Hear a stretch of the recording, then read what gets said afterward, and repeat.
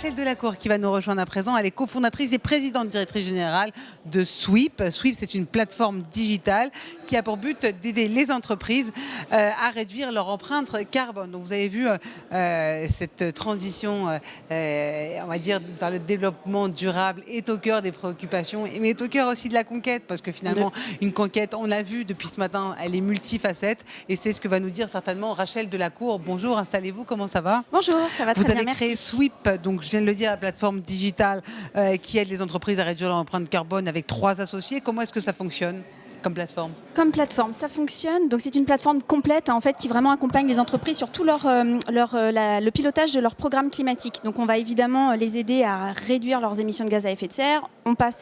Ça passe par la mesure la plus précise possible, parce qu'on s'adresse à des très grands comptes qui sont très très éduqués. Donc la mesure la plus précise de l'empreinte carbone, la plus exhaustive, quoi, hein, dans toute la chaîne de valeur. Et puis on va, une fois que c'est mappé, une fois que c'est mesuré, on va les aider en fait à piloter la réduction, donc en fonction des objectifs qui font partie aussi beaucoup de ce qu'on appelle les commitments, des pledges de toutes ces grandes entreprises. Et ben voilà, on va les aider à piloter, à mettre en place des initiatives et puis surtout à comprendre ça d'un point de vue de la data, jusqu'à la communication de tableaux de bord, de rapports en fait qui peuvent être audités le plus précisément possible, et puis faire que ce soit surtout fait de manière très très fréquente et non plus une fois par an, voire tous les 2 ans, comme aujourd'hui, quoi. On a vraiment besoin de ramener le pilotage de ces émissions dans un quotidien, de la même manière qu'on a pu le faire pour les gestions de ses RH, la gestion de son cash, de sa trésorerie. C'est devenu un prérequis aujourd'hui dans la vie des entreprises. Alors, justement, depuis plusieurs années, la lutte contre le réchauffement climatique est partout. Vous, comment vous avez eu le déclic? Comment j'ai eu le déclic? Donc moi, je viens du logiciel à la base, hein. C'est donc voilà de l'analyse de données en masse, business intelligence, etc. Un peu hardcore, hein, au niveau back-end, tech, etc. Et en fait, je percute à titre personnel, parce que je me dis bon, tu peux pas quand même vivre dans un monde où on n'arrête pas de parler de changement climatique. Mes propres enfants qui sont microscopiques m'en parlent, et moi, genre no clue, quoi. Je ne sais pas de quoi on parle. Donc je me dis mais prends du temps juste pour faire un tout petit peu d'éducation à titre perso. Et le problème, c'est qu'une fois qu'on met le doigt dans tous ces rapports un petit peu qui paraissent à la fois compliqués mais qui sont quand même très digestes, qu'on met le doigt dans tous ces rapports du GIEC, etc., qu'on commence à comprendre en fait qu'on est bien loin du fantasme d'être sur une trajectoire à 1,5 degré de réchauffement, qu'on est plutôt sur un bon 4 degrés, et ben je peux vous dire que là vous avez une bonne crise d'angoisse et puis vous vous dites mais en fait je peux faire quoi. Et moi c'est vrai qu'à passer 40 ans je vais pas me réinventer scientifique, je vais pas me réinventer experte en carbone, j'ai pas le temps déjà. En revanche, je suis super bien entourée. Et là, je vais chercher les meilleurs dans chacune des catégories. Je mets tout ça au mixeur de l'édition logicielle, ce que je sais faire, pour apporter un outil vraiment qui va accompagner les entreprises, surtout à comprendre dans le temps le plus fréquemment possible ce qui est en train de se passer à leur échelle, quoi, et les aider à réduire. Alors, vous êtes l'une des figures de proue, hein, de la French Touch, pour ceux qui, French Tech, pardon, ceux qui vous connaissent pas. Vous êtes chez vous à la Silicon Valley. C'est pas mal aussi, mais vous faites les deux.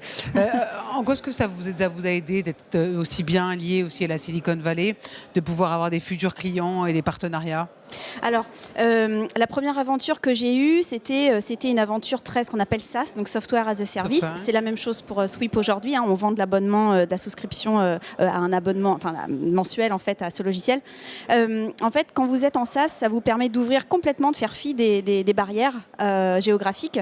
Et moi, j'ai découvert ça il y a 10 ans. Et en gros, j'étais à Montpellier et je vois que le marché français me boude, mais alors complètement. Ouais. Sauf qu'il se trouve que le marché américain, UK, australien, nordique nous adore.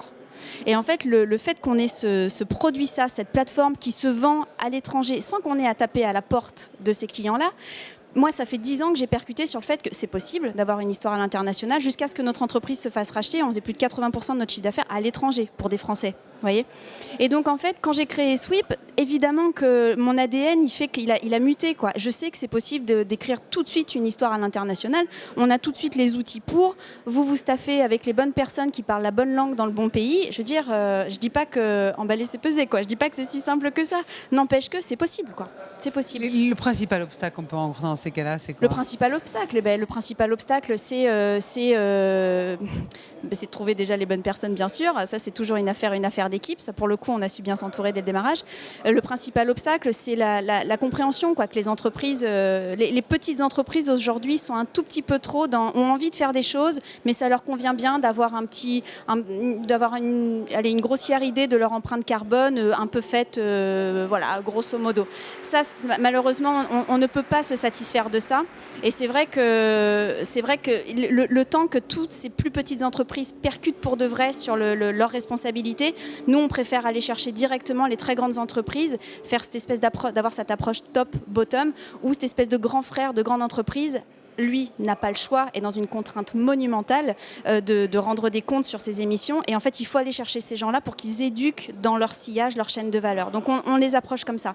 Et puis tout ça, c'est la création de nouvelles entreprises, c'est le fait d'être suffisamment sexy pour parler à ces gens-là, et puis de faire qu'on ait le meilleur produit possible qui réponde à leurs besoins, quoi, tout simplement. Et quand vous regardez vos collègues français, les entreprises françaises, et par rapport justement à votre expérience à la Silicon Valley, comment on voit la conquête? Ce matin, Xavier Niel nous disait que les GAFAM, on les éclatait en 15 secondes si on voulait vraiment, si on osait en tant qu'entreprise française. Le secrétaire d'État au numérique, Cédrico, vient juste me le confirmer juste avant vous, en disant oui, on peut le faire, mais justement, il faut qu'on ose, il faut qu'on la fasse, cette conquête. Vous y croyez, vous qui connaissez bien les deux marchés? Non, mais complètement. C'est une question de. En fait, on a le seul truc qui nous embête encore un tout petit peu aujourd'hui, c'est l'Europe. Elle est à la fois formidable, mais elle est encore un tout petit peu trop, Sclérosé, les freins? En fait, non, c'est pas tant ça. C'est qu'il y a encore trop de règles propres à chacun des pays.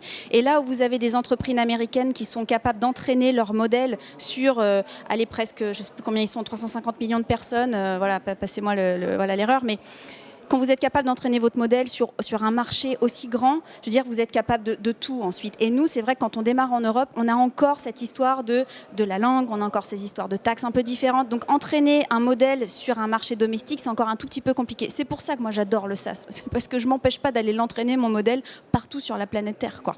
Donc oui, on a cette capacité-là. Et puis, quand on voit toutes les initiatives qui sont prises par nos gouvernements, quoi, franchement, il faut quand même avouer que ce qui est fait pour la French Tech, en l'occurrence, c'est topissime. Moi, j'ai beaucoup d'Américains qui se relocalisent à Paris. Ouais. Et c'est génial. Je veux dire, on est dans des et je suis pas la seule à le dire. Et puis, je suis ni la première ni la dernière, ça c'est sûr. Mais il y a ce phénomène-là qui commence à se passer. Franchement, on est sur de bons rails, là. Quel est votre message, justement? Puisque vous dites qu'on est sur la bonne voie, on a les bons éléments. Quel message vous passez aux entrepreneurs? Allez-y, osez, ayez de l'audace, allez à la conquête. Moi, le message, et bien sûr que, et puis de toute façon, quand vous décidez d'y aller, il faut y aller plein pot parce que vous n'avez pas le choix que d'être à 300%. En revanche, ce que je veux juste dire, c'est quand vous vous lancez, ne fantasmez pas l'idée de vouloir juste être un entrepreneur. Il faut avoir identifié un besoin sur un marché et répondre avec un produit. Donc, il faut harceler les gens de questions pour savoir si vous êtes sur le bon chemin. Et c'est hyper important de ne pas fantasmer ça, juste se dire « Oh ouais, je suis allée à Big, maintenant je veux créer ma boîte ». Il y a 2-3 questions à se poser avant est-ce que je réponds vraiment à un besoin, à un marché, avant de me lancer, quoi. Sinon, ça va être compliqué, quoi. Merci beaucoup, en tout cas, avec Rachel plaisir. Delacour. Ce sont des beaux messages, cofondatrice et présidente directrice générale de Sweep. Merci beaucoup. Merci. Et bonne fin Merci. de Big. Merci bien.